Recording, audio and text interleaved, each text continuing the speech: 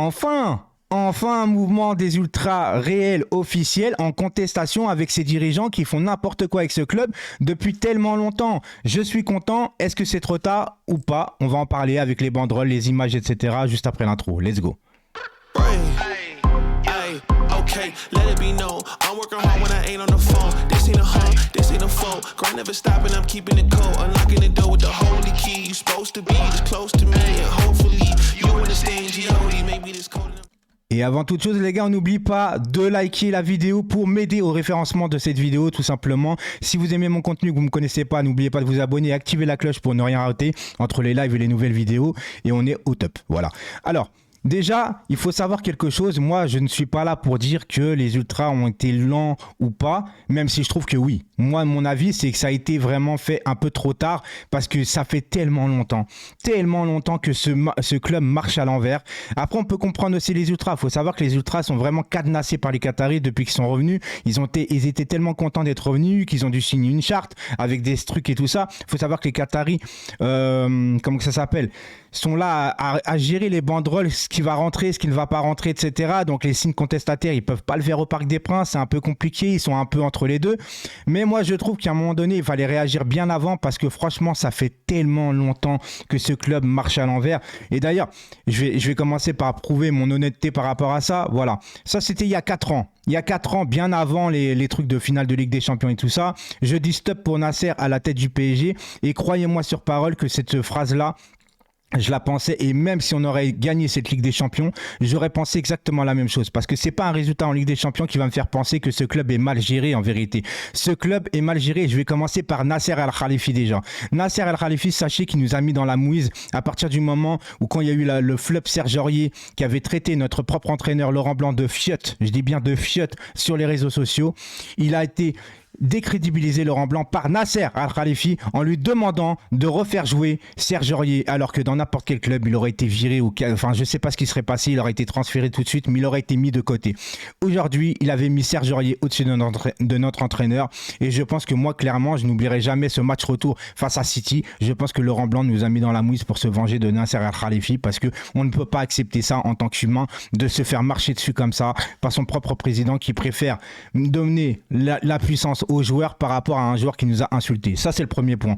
Ensuite, il y a eu l'affaire Emery où il est arrivé avec ses propres idéologies, son propre entraînement qui était, c'est vrai, difficile, mais quand monsieur Thiago Silva a frappé à la porte de Nasser Al Khelaifi pour lui dire que les entraînements étaient trop durs, qu'est-ce qui s'est passé? Nasser Al Khelaifi a demandé à Emery de changer les entraînements. À partir de ce moment-là, il décrédibilise un deuxième entraîneur au Paris Saint-Germain pour dire que les joueurs ont le pouvoir sur les entraîneurs. Comment voulez-vous que dans ce club, encore une fois, on se le répète de jour en jour, oui, c'est vrai qu'on a des coachs qui sont pas peut-être à la hauteur au niveau des épaules pour gérer ces stars égos surdimensionnés. Mais en même temps, même ces joueurs qui n'ont pas les épaules, de toute façon, ils peuvent rien faire parce qu'ils sont cadenassés en même temps. Donc à un moment donné, moi je veux bien Nasser, il est trop fort, il nous ramène des joueurs, mais c'est même pas son argent, on lui donne le pouvoir d'aller acheter ces joueurs-là, d'accord? Il ne gère pas un vestiaire, il ne gère pas un terrain, il ne gère pas le sportif. Lui, ce qui nous a emmené, c'est le club au niveau marketing. Je le répète encore une fois, Nasser est bon au niveau du marketing. Tu peux pas demander à un ancien tennisman de nous gérer un vestiaire de football, ce n'est pas possible, d'accord? Et à partir de ce moment-là, il aurait fallu un mec qui connaisse le football, qui puisse contrôler le sportif, qui sache vraiment qui prendre les alentours, les entraîneurs, les joueurs compatibles avec l'entraîneur. On ne maîtrise rien dans ce truc-là. Sachez qu'en 12 ans de QSI, 12 ans, on n'a été que 2 fois en demi-finale. 2 fois en 12 ans. Par rapport à l'investissement, les promesses rêvons plus grand, ne rêvons plus du tout. Ne rêvons plus du tout. Parce que là, ce qui se passe aujourd'hui, certains vont me dire « Ouais, mais regarde maintenant, le PSG, marketingment parlant, il est très très haut. » Mais le problème du PSG très très haut, qu'est-ce que c'est? C'est qu'aujourd'hui, c'est des places qui valent hyper cher. Qui peut y aller? Qui peut y aller à part les vrais supporters du PSG ne peuvent plus y aller. Ils ne peuvent plus y aller. C'est pas possible. On peut plus. Des places à 250 € pour aller voir PSG Ajaccio, c'est devenu n'importe quoi. Les prix des maillots ont augmenté considérablement. C'est très dur aujourd'hui de pouvoir acheter au moins 2 maillots par saison pour beaucoup de gens. D'accord? Il y a tout qui a changé. Il y a tout. Qui profite de ça? Les Qataris, les touristes, eux, qui ont de l'argent qui viennent d'ailleurs pour aller voir des matchs. Mais les vrais supporters, c'est nous qui en pâtissons. C'est nous, en plus, à la base, qui enrichissent le Paris Saint-Germain, d'accord? Et aujourd'hui, il n'y a plus tout ça. Il n'y a plus d'âme. Il y a des joueurs qui s'en foutent complètement du PSG. Il y a des joueurs qui sont là depuis tellement longtemps, mais on les reprolonge parce qu'on les aime bien. Pas parce qu'ils sont performants, juste parce qu'on les aime bien. Rappelez-vous l'interview de Javier Pastore. Hein? Javier Pastore, qu'est-ce qu'il dit? Nasser a voulu grave me prolonger, mais moi je suis parti de moi-même parce que je savais que j'avais plus ma place et en plus j'étais beaucoup blessé. Donc Nasser voulait absolument prolonger Javier Pastore juste parce qu'il l'aimait bien. Mais on marche sur la tête. Et je vous rappelle pas que Nasser allait faire des barbecues aussi avec des joueurs et tout ça. Et tu peux pas être ami et président. Il faut mettre une barrière. Et ça, c'était pas possible. On va en venir aussi aux banderoles. Alors cette banderole-là, plus personne ne vous respecte. Pourquoi on le ferait? Alors tu vois, cette banderole-là, c'est la seule que je ne suis pas forcément d'accord avec tout le reste des banderoles. Déjà, moi, j'aurais mis plus personne ne nous respecte. Pourquoi on le ferait? Parce qu'en vérité, c'est pas parce que les gens ne respectent pas les gens qu'on doit pas les respecter non plus. On n'est pas des moutons à faire comme les autres. Tu vois ce que je veux dire? Là, tu t'adresses aux Qataris qui te respectent plus toi-même. Ça, c'était la première banderole où j'étais pas d'accord. Après, pour le reste, je suis complètement d'accord. Regardez celle-là, celle-ci, si on veut. Vous ne représentez en rien notre ville. On se reconnaît. Qui se reconnaît dans ce PSG? Cassez-vous. Mais ça, c'est pas d'aujourd'hui, les gars. C'est pas de cette saison qu'on se reconnaît plus en ce Paris Saint-Germain. Ouvrez les yeux un petit peu, non, quand même.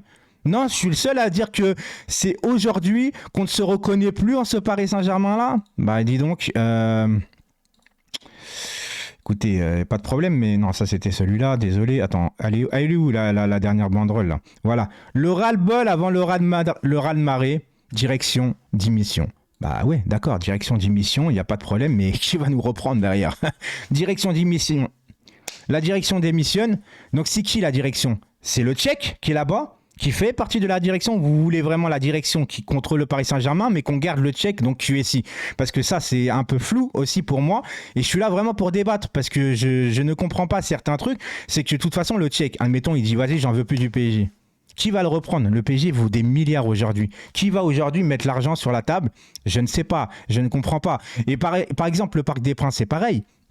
On est tous là à dire, ouais, Hidalgo, nanani, nanana. Mais aujourd'hui, vous voulez donner le Parc des Princes, enfin, vous voulez que le QSI, ceux-là qui gèrent ce Paris Saint-Germain-là, où tout le monde en a marre, tout le monde en a ras-le-bol, parce qu'on trouve que ça ne représente plus, et vous voulez leur donner le Parc des Princes. Mais ils vont faire du Parc des Princes une boîte de nuit. Ils vont faire du Parc des Princes un objet collector. Ils vont nous le transformer en mauve, le Parc des Princes. C'est ça que vous voulez, en fait? Le dernier truc qui nous reste du PSG? Ah ouais, mais si tu le fais pas, il va au Stade de France. Mais non, mais c'est eux qui doivent partir. Je suis désolé. Moi, j'en ai marre de ces images. Vous savez quoi? Franchement, je vais vous le dire honnêtement. Les Qataris aujourd'hui, et je le répète, ça c'est mon avis. Et je dis pas que c'est la vérité. C'est mon avis. Pour moi, pour eux, Messi, Neymar, Mbappé au club, ça vaut 2 Ligues des Champions pour eux. Ça vaut 2 Ligues des Champions pour eux. Et la preuve, vous savez, c'est quoi? C'est qu'aujourd'hui, on est de plus en plus mauvais sur le terrain. On est de plus en plus nuls. Et qu'est-ce qui se passe? Il y a de plus en plus de touristes qui achètent parce que maintenant, tu as des Messi, tu as des Neymar et tout ça. Et tu as encore plus d'argent au club. Donc en vérité, c'est pas... Comment tu veux leur faire comprendre qu'en fait, le terrain est plus important que l'image? Pour moi, les deux sont importants. Mais tu ne dois pas en mettre une au-dessus de l'autre. Tu dois essayer d'équilibrer les choses. Et le problème, c'est que l'image, elle est là et le terrain, il est là. Donc, ça peut pas coller. Mais aujourd'hui, regardez les touristes. Ils dépensent 500 balles pour aller voir un match de merde et ils sont contents en ressortant, même si on a perdu, parce qu'ils ont vu Messi en vrai. Là, juste là. Tu vois, il y a Messi là, il est là. Prends ton téléphone, ton appareil photo. Mais comment tu veux changer les choses en fait? Parce que tu es de plus en plus nul et tu prends de plus en plus d'argent. Donc comment tu veux leur faire réagir comme ça? Parce que eux, ils sont dans l'optique de faire de l'argent, pas forcément des résultats. En vérité, le problème, c'est que les résultats pour eux, c'est la cerise sur le gâteau. Alors que nous, on veut d'abord les résultats avant le reste. En fait, on n'est pas en cohérence entre supporters et les Qataris. On a une divergence qui est complètement lunaire en vérité. Il y a un gouffre entre ce que nous on veut et ce que eux veulent. Ça ne peut pas coller.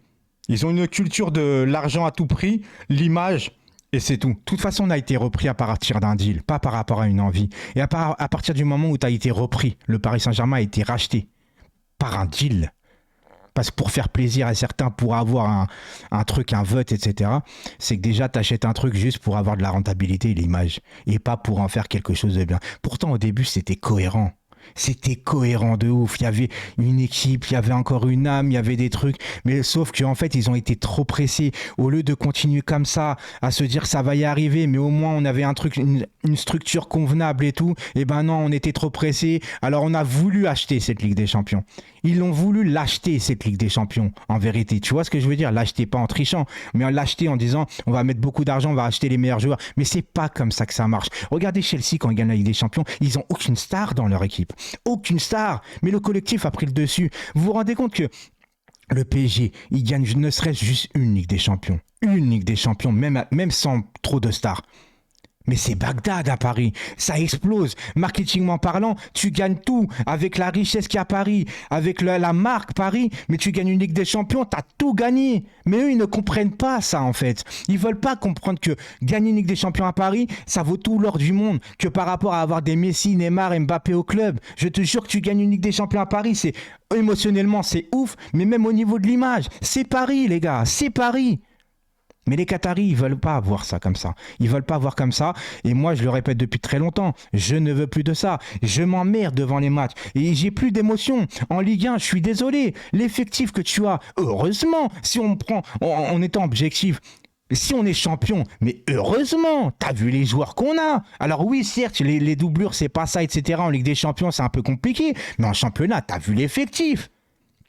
À un moment donné, c'est normal que tu es champion. Mais le problème, c'est que tu es champion en étant dégueulasse. Tu as juste la chance que la Ligue 1 est dégueulasse. Parce que tu es tellement mauvais que tu arrives encore à être premier. Tu vois ce que je veux dire? Alors oui, tu mérites d'être champion parce que tu as été meilleur que les autres. Mais tu as été meilleur pourquoi? Parce que tu as des individualités, mais tu respectes pas le football. Tu pues pas le football. Moi, j'ai honte de mon équipe, les gars. Je suis désolé, quand je vois mon équipe jouer, je suis comme ça en Ligue 1, tu vois, je suis comme ça, il y a but. Bah, je vais pas sauter de joie. Frérot, si tu gagnes le match, c'est normal.